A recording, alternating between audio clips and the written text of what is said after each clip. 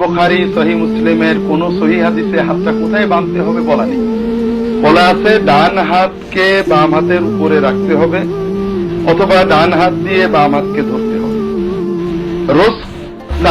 জেরা এইটা কোন জায়গায়, এখানে না এখানে, এটা সহিহ কোন হাদিসে বলা নেই। বুখারী মুসলিমের হাদিসে তো নয়। যে হাদিসগুলোতে নাভির নিচে বলা হয়েছে ওই হাদিসগুলো দুর্বল। যে হাদিসগুলোতে বুকের উপর বলা হয়েছে প্রত্যেকটা হাদিস আলাদা আলাদা ভাবে, প্রত্যেকটা হাদিসে দুর্বল, এককভাবে সহিহ কোন হাদিস নেই। এখানে একটা তাউসের একটা মুরসাল হাদিস আছে, আর একটা অন্য হাদিস মুহাম্মদ ইবনে ইসমাঈলের লেখা ইবনে খুজাইমার আছে, ইবনে আইমের রিওয়ায়াত করা। এই দুটোর সমন্বয়ে এই বুকের উপরে হাদিসকে কোন কোন মুহাদ্দিস সহিহ বলেছেন।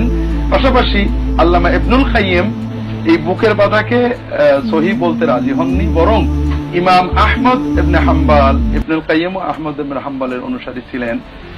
ইমাম আহমদ ইবনে হাম্বল নাভির নিচে বা উপরে বাঁধতে বলেছেন, বুকে বাঁধাকে তিনি মাকরু বলেছেন। যে কারণে ইবনুল কাইয়িম বুকে বাঁধার হাদিসকে সহিহ বলতে উনি আপত্তি করেছেন। লাম ইয়াকুল আলা সদরিহি ইল্লা মুআম্মাল, এই একমাত্র ব্যক্তি ছাড়া কেউ বুকের উপর কথা বলিনি, সে দুর্বল। এই ক্ষেত্রে আমরা প্রথমে যেটা বুঝতে হবে যে রাসূলুল্লাহ সাল্লাল্লাহু আলাইহি ওয়াসাল্লাম সহিহ হাদিসগুলোতে ডান হাতের উপরে বাম হাত রাখতে বলেছেন, এটা আমরা এখানে রাখি ইনশাআল্লাহ সুন্নত আদায় হয়ে যাবে। সবগুলো হাদিস মিলালে বুকের উপরটা অধিক, বা মানে যেহেতু বলা হয়েছে জেরা নাভির নিচে পর্যন্ত যায় না, এই কাছাকাছিটাই জোরালো হয়। সহিহ হাদিসে জেরা বলা হয়েছে এখানে রাখার কথা। তারপরেও আমরা যেহেতু রাসূলুল্লাহ সাল্লাল্লাহু আলাইহি ওয়াসাল্লাম সুনির্ধারিত কোন সহিহ হাদিসে এইভাবে বলেন, অধিকাংশ হাদিসে রাখতে বলেছেন, কাজে এইটাই সহিহ আর ওইটা নয় এই পর্যায়ে আমরা না যাই, বরং আমরা বুঝি যে এই দুই তিন রকমের আছে, আমাদের প্রশস্ততা আনি। সাধারণ মুসলমান, আমাদের দেশের মুসলমান যারা আমরা হানাফি মাযহাবের অনুসরণ করি, আমরা যে প্রচন্ড ভুলটা করি সেটা হলো একজন মানুষ উপরে হাত বেঁধেছে বা রাফা আয়দিন করেছে, তাকে দেখে কখনো বলি ওহাবি, কখনো বলি কাদিয়ানি, কখনো বলি লামাযহাবি।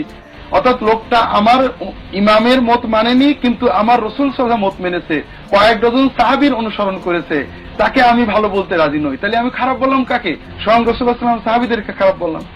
কাজেই আমি একটা আমল করি, আমারটা ঠিক আছে, এই যুক্তি আমরা দিতে পারি, কিন্তু অন্য হাদিস যারা আমল করছেন আপনি বলবেন মানসুখ হয়ে গেছে। কয়েক ডজন সাহাবী আমল করেছেন, তাবেঈন আমল করেছেন, চার ইমামের অনেক ইমাম আমল করেছেন, আপনি কেন সেটাকে খারাপ বলবেন?